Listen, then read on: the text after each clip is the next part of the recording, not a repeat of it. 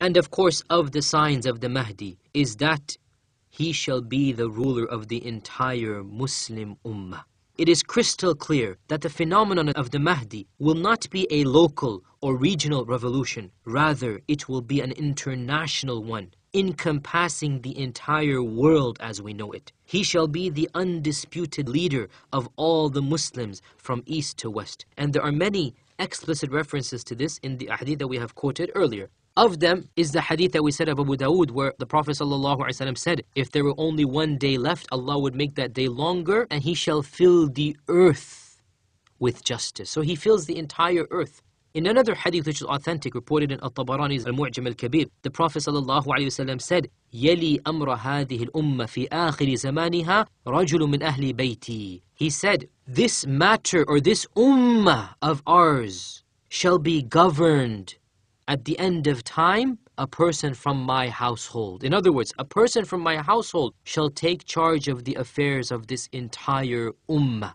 يَلِي أَمْرَ هَذِهِ الْأُمَّةِ. And this clearly shows that he shall rule over all the Muslims. And of course, that's the whole point. The Mahdi will be one who is rightly guided and spreads righteousness in the entire earth. He shall affect the entire world, and he shall fill it with justice and righteousness as it was filled with evil and oppression before his time.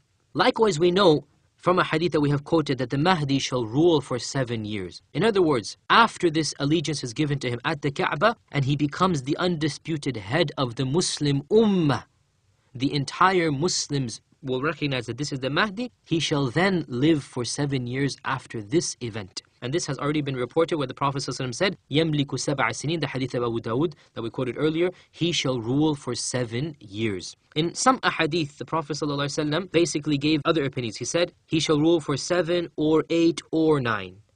And he shall fill the earth with justice, and the earth shall sprout forth its produce and vegetation, and the sky shall send its rain. This is hadith in the Musnad of Imam Ahmad.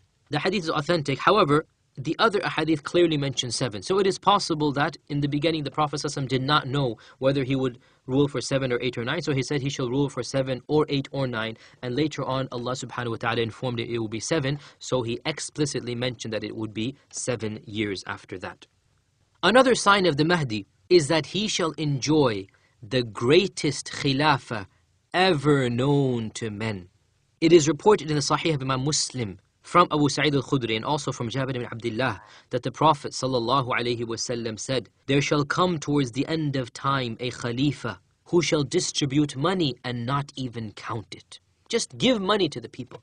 And of course this hadith, although it doesn't mention the Mahdi, it is a reference to him, and it is of the ahadith that are from Bukhari and Muslim that hint towards the Mahdi. Other ahadith clearly mention that he shall distribute money justly and equally amongst the people. And in the hadith that I just quoted you from the Musnad of Imam Ahmad, the Prophet ﷺ told us that the earth shall sprout forth its produce and the sky shall send down their rain. In another version of this hadith, the Prophet ﷺ said, and during his time, my ummah shall live a life the like of which they have never lived before. They shall enjoy a life the like of which they have never lived before. In the Mustadrak of Al-Hakim, in another hadith reported from Abu Sa'id al-Khudri, an authentic hadith, the Prophet ﷺ said, the Mahdi shall appear in the end of times, in the last of the ummah. Allah will cause the rain to fall for him, and the earth shall produce its fruit, and he shall distribute money justly. The livestock will flourish, and the ummah shall excel. He shall live 7 or 8 years. Al-Hakim said it was an authentic hadith, and Al-Dhahabi agreed with him, and it is as they said.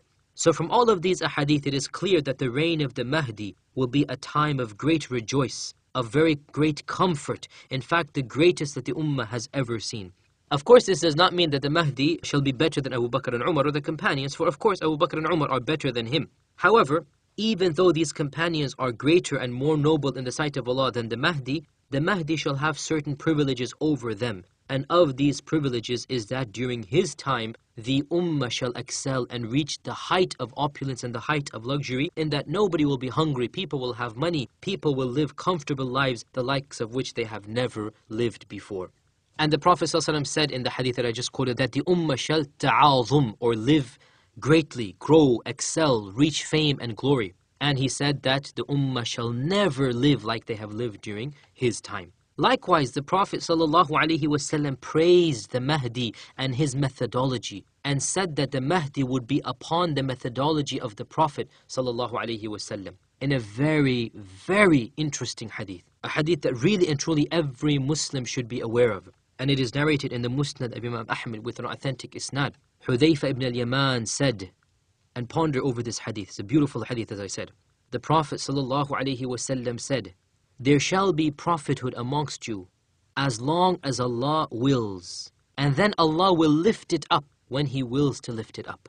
And then there shall be a khilafah upon the minhaj al-nubuwwah, upon the prophetic methodology, and it will last as long as Allah wills it to last. And then Allah will lift it up when Allah wills it to be lifted up.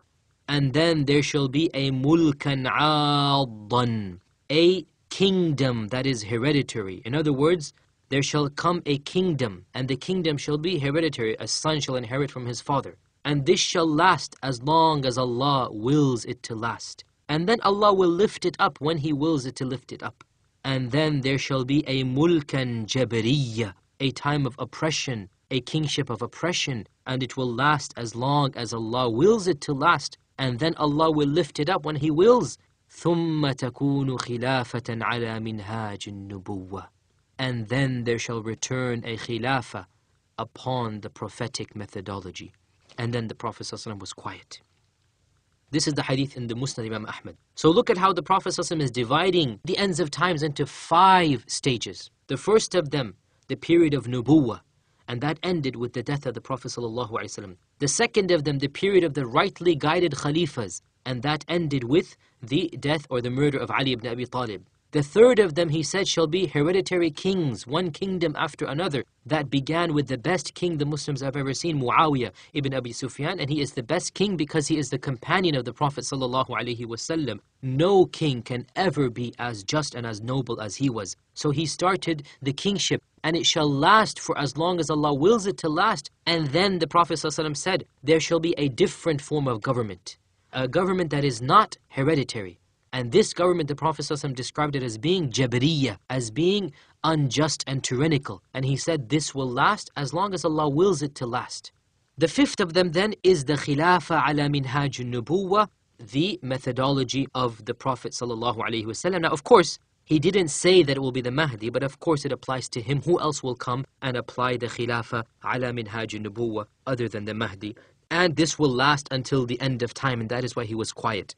With the death of Isa ﷺ, the day of judgment will come immediately after that. And this goes without saying that the Mahdi shall be upon the proper aqeedah and methodology. And this is really, you don't even have to mention any evidences for it. It is clearly understood that someone whom Allah has blessed to such an extent, and who will fill the entire earth with justice, and who will be the undisputed leader of the entire Muslim ummah, he will of course be a person of knowledge and a person of the proper aqeedah theology, and follow the Quran and Sunnah upon the understanding of the early generations.